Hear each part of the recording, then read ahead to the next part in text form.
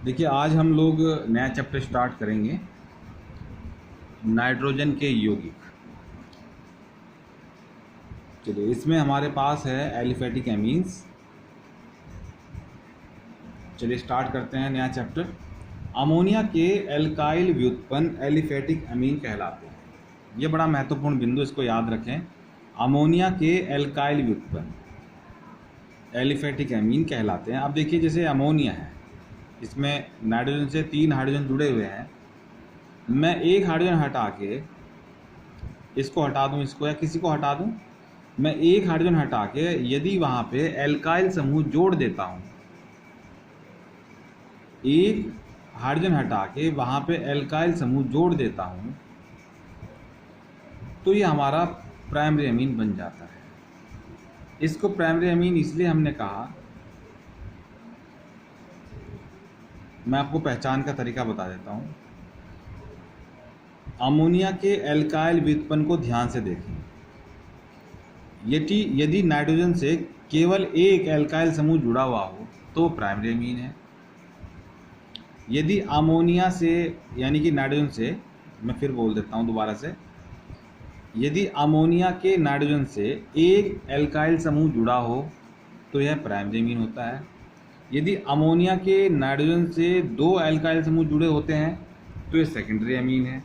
और यदि अमोनिया के नाइट्रोजन से 3 एल्काइल समूह जुड़े हैं, यानी कि तीनों के तीनों हाइड्रोजन हमने हटा दिए और हाइड्रोजन हटा के वहाँ पे एल्काइल ग्रुप को लगा दिया, तो ये हमारे पास जो स्पीसीज आएगी ये टर्शरी एमीन कहलाएगी। तो ये सब अमोनिया के व्युत्पन्न है, इसीलिए हमने यहाँ पे बात लिखी थी कि अमोनिया के एल्काइल व्युत्पन्न एलिफेटिक एमीन कहलाते हैं। देखिए, ये अमोनिया है, ये प्राइमरी एमीन, सेकेंडरी और टर्शरी एमीन। इसके बाद देखिए नोमेनक्लेचर ऑफ एमीन्स। यहाँ पे देखिए, ये हमारे पास, देखिए यहाँ ये पॉइंट अलग है। ये नोमेनक्लेचर ऑफ एमीन्स, ये सब नाम लिखना आपको आता ही है, आप IUPAC नेम लिखेंगे, IUPAC, आप IUPAC नोमेनक्लेचर लिखेंगे। चलिए, हमारे पास सीधा जो टॉपिक आ रहा है हमारा, इथाइल एमीन। इसको सरल भाषा में इथाइल एमीन बोलेंगे, लेकिन यदि मैं इसको IUPAC में लिखूंगा, इसको बोला जाएगा एथेनमीन। एथेनमीन, ठीक है जी। चलिए इसको आगे बढ़ते हैं। देखिए, इथाइल एमीन का निर्माण सबसे पहले है हमारे पास एथेनमीन बनाने की प्रयोगशाला विधि। देखिए, एथेनमीन का निर्माण प्रयोगशाला में हॉफमैन ब्रोमोएमाइड अभिक्रिया द्वारा किया जाता है। एथेनमीन का निर्माण प्रयोगशाला में हॉफमैन ब्रोमोएमाइड अभिक्रिया द्वारा किया जाता है। अब देखिए, हमारे पास यहाँ पे है हमारा जो यौगिक है, इसको बोलेंगे प्रोपेनामाइड, ठीक है। ये ब्रोमीन है और ये QH है। ये देखिए, ये हमारे पास प्रोपेनामाइड है, साथ में ब्रोमीन है, QH है। गर्म कर रहे हैं तो आपके पास एथेनमीन आपको मिल जाएगा। इस रिएक्शन में बाय प्रोडक्ट जो है पोटेशियम ब्रोमाइड बना, K2CO3 बना और साथ में जल बना, ठीक है। ये एडजस्टमेंट है। यदि आप ये जो ये है बाय प्रोडक्ट, आप इनमें से कोई ना लिखें और सिर्फ लिख दें कि प्रोपेनामाइड, ब्रोमीन, साथ में QH, गर्म करने पे ये बन रहा है, तो भी आपकी रिएक्शन सही है, ठीक है। तो आप इसको लर्न कर लें अच्छी तरह से कि प्रयोगशाला विधि में क्या होता है। प्रोपेनामाइड, ब्रोमीन और KH की रिएक्शन से एथेनमीन आपको प्राप्त हो जाएगा। चलिए भौतिक गुणों की बात करेंगे। इथाइल एमीन एक रंगहीन ज्वलनशील गैस है। बॉइलिंग पॉइंट 17 डिग्री सेल्सियस है। अमोनिया के समान तीखी गंध है। अगर बॉइलिंग पॉइंट 17 डिग्री सेल्सियस है तो आप सोच सकते हैं कि ये सर्दियों में भी, अगर नॉर्मल ठंड है 16-17 तापमान की, तो वहाँ भी आपको एक गैसीय अवस्था में ही मिलेगा। आगे चलेंगे। इसके बाद अगला भौतिक गुण है जल में विलय है, और इससे अगला गुण है 5वां, लाल लिटमस को नीला कर देता है। चलिए रासायनिक गुणों की बात करते हैं। देखिए मैं थोड़ा सा वैसे इस पॉइंट पे थोड़ा सा आपको बता दूं, लिटमस टेस्ट क्या होता है। देखिए यदि कोई अम्ल है और आप लिटमस टेस्ट करेंगे तो लाल हो जाएगा, और यदि कोई बेस है, क्षार है, आप लिटमस टेस्ट करेंगे तो नीला हो जाएगा। इसका मतलब ये हुआ कि अगर लाल लिटमस कोई नीला कर देता है, इसका मतलब यह है कि जो हमारा एथेनामीन है वो क्षारीय गुण रखता है। ठीक है, चलिए रासायनिक गुणों की बात करेंगे। सबसे पहला है क्षारीय प्रकृति, दूसरा है अम्लों से अभिक्रिया, तीसरा है बेंजीन सल्फोनिल क्लोराइड से अभिक्रिया, चौथा है कार्बिलैमिन अभिक्रिया, पांचवा है हॉफमैन मस्टर्ड ऑयल अभिक्रिया, छठा है नाइट्रस एसिड से अभिक्रिया, सातवां है ऑक्सीकरण,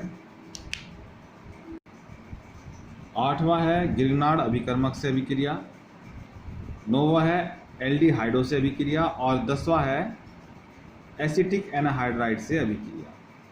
देखिए जैसे मैंने आपसे पहले भी कहा है, जब आप कोई रासायनिक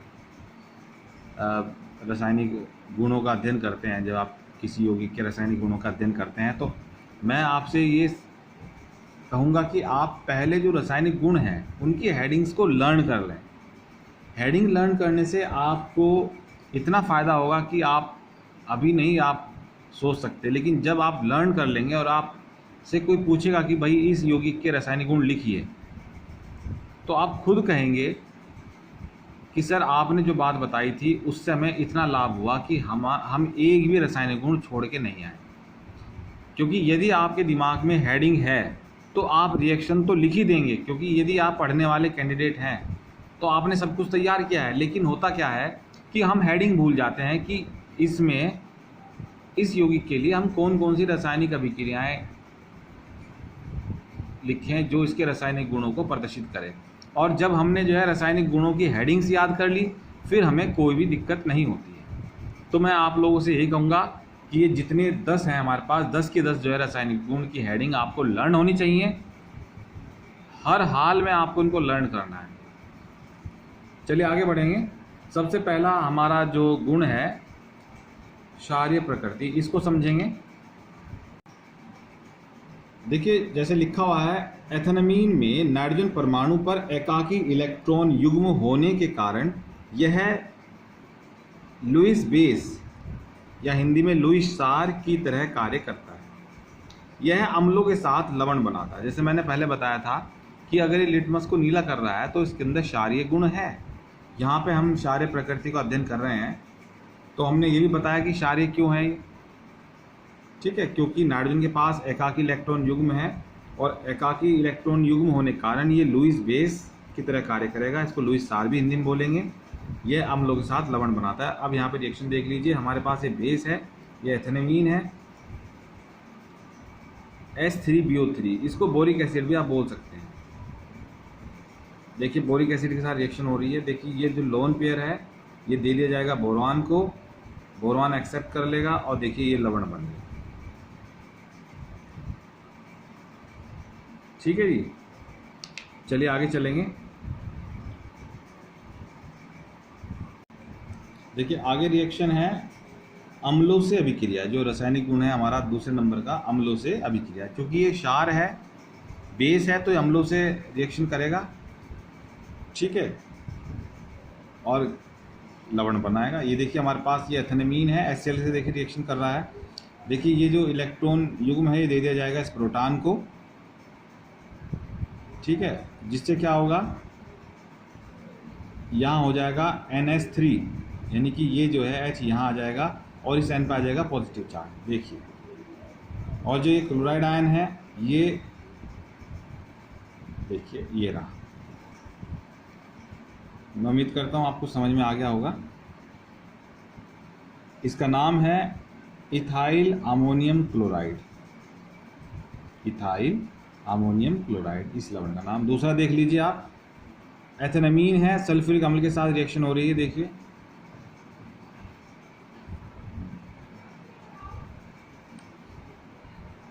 ये देखिए ये इलेक्ट्रॉन है, ये प्रोटॉन को दे दिए जाएंगे जैसे पहले हुआ था।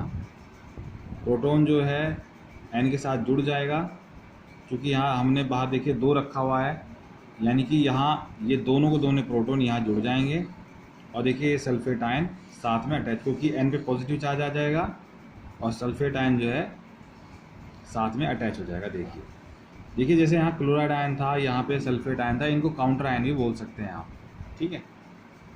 ये देखिए इसमें आप देख पाएंगे कि हमने जो है